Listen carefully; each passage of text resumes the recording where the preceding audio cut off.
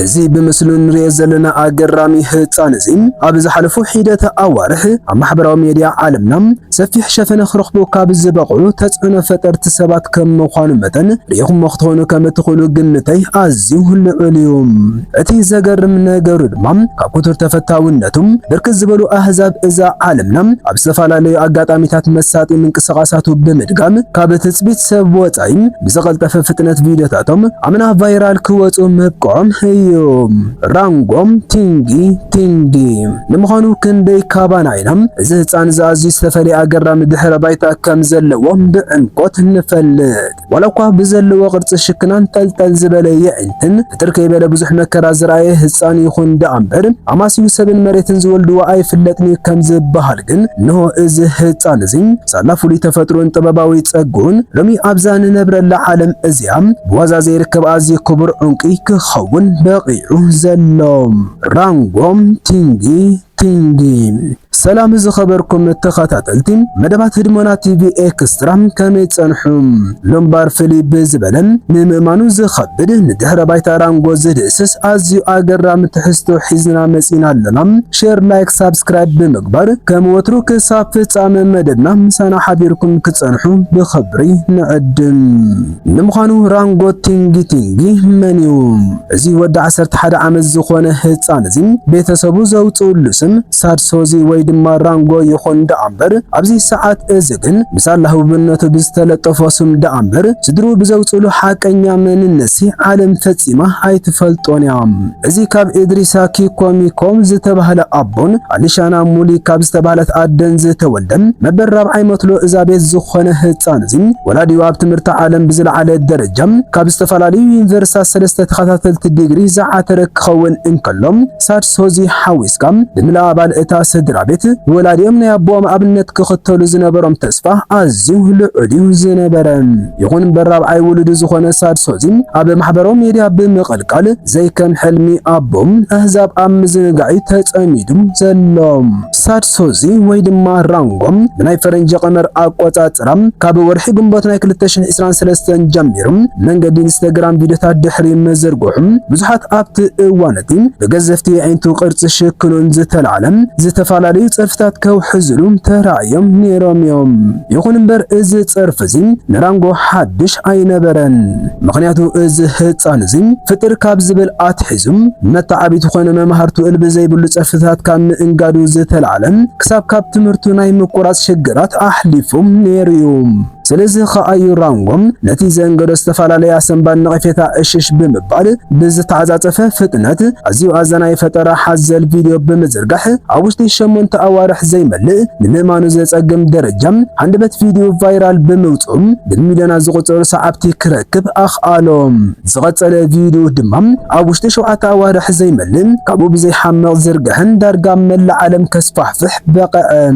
ቀፂሉ ዝዘርግሖ ራንጎ ቲንጊ ዝተሰምየ ኣብ ጣሻ ኮይኑ ዝተቐርጾ መሳጢ ቪድዮ ግና ኣብ ውሽጢ 3 ኣዋርሕ ጥራይ ዳርጋ ናይ ኩለን ቪድዮታት ሪከርዲ ባዕሉ ንባዕሉ ሰበሮም። በዚ ምክንያት እዚ እምባር ኣብ ሓፂር ግዜ ክበሃል ብዝኽእል ፍጥነት ኣብ ደረጃ ጸለውቲ ሰባት ዓለምና ተሰርዐ። ኣድናቆትን ጨብጨባን ዓለምና ካብ ቦትኡ ክዘንበሉ ጀመረ። ዓበይቲ ካምፓኒታት ናይ ዓለምና ከይተረፋ ንኣድቨርታይዝ ናይ ትካላትን $10 ተፈራሪመን ውዕል ብምእታው ኣሳኣሉ ምስ ፍርያትን ኣጎዝ ግዜን ክዝርግሖም ተራእያ።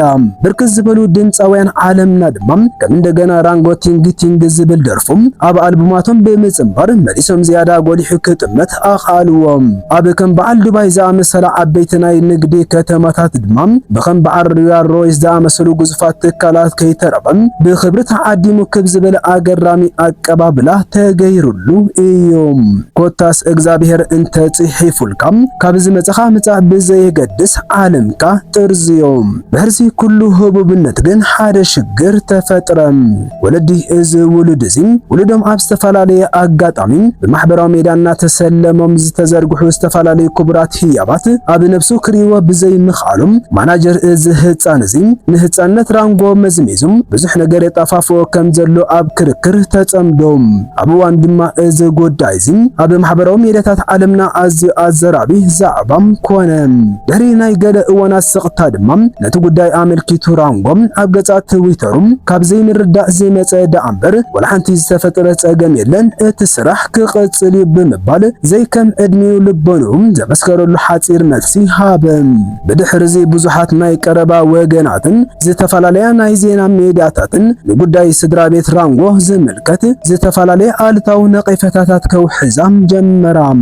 ገለ ካብቶም ሕሜታታት ድማ ስድራ ራንጎ ክሳብታ ተፈላጥነት ዝረኸበላ ሰዓት እትያም ፈጺሞም ከም ውላዶም ይሪዎ ከም ዘይነበሩን ዘለዋ ሰንባዲ ትርኢት ዝተልዓለም ብዙሕ ስነ ልቦናዊ ጉድኣት ከም ዘውረዱልን ከም ኩሉ ሰብ ትምህርቲ ክመሃር ከም ዘይኽኣልዎን ሎሚ ብሚልዮናት ዝግመት ገንዘብ ምስ ሓፈሰ ግን እነሆ ውላደይ ምባል ጀሚሮም ብምባል ንምልእትታ ስድራ ቤት ሕሜት ንሕሜት ገበርዋም።